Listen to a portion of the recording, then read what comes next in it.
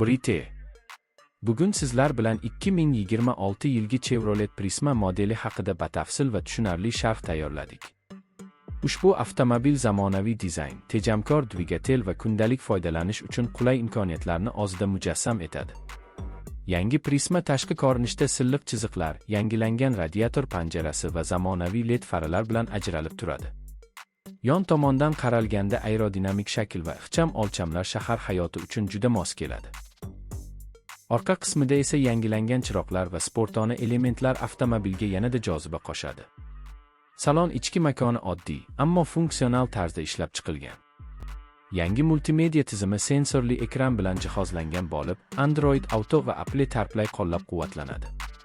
Rul boshqaruvi qulay, o'rindiqlar esa uzoq safarlar uchun yetarlicha yumshoq va ergonomik hisoblanadi. Old panelda sifatli materiallar ishlatilgan, boshqaruv tugmalari esa haydovchi uchun oson yetib boriladigan joyda joylashgan. Konditsioner, raqamli asboblar paneli va ko'plab saqlash joylari kundalik qulaylikni oshiradi. 2026 Chevrolet Prisma texnik ko'rsatkichlariga to'xtalsak, u iqtisodiy dvigatel variantlari bilan taqdim etiladi. Yangi avlod benzinli motor past yoqilg'i sarfi va barqaror ishlashi bilan ajralib turadi.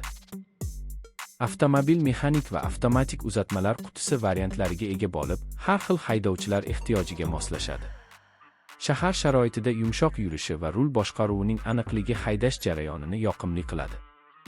Osma tizimi notekis yo'llarda ham yetarli darajada qulaylik beradi.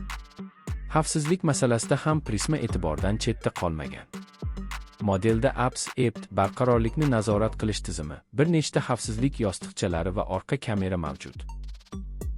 Bu funksiyalar haydovchi va yo'lovchilar xavfsizligini yuqori darajada ta'minlashga xizmat qiladi. Bundan tashqari, yangi yordamchi tizimlar shahar harakatida ishonchni oshiradi. Umuman olganda, 2026 Chevrolet Prisma narx va sifat muvozanatini izlayotganlar uchun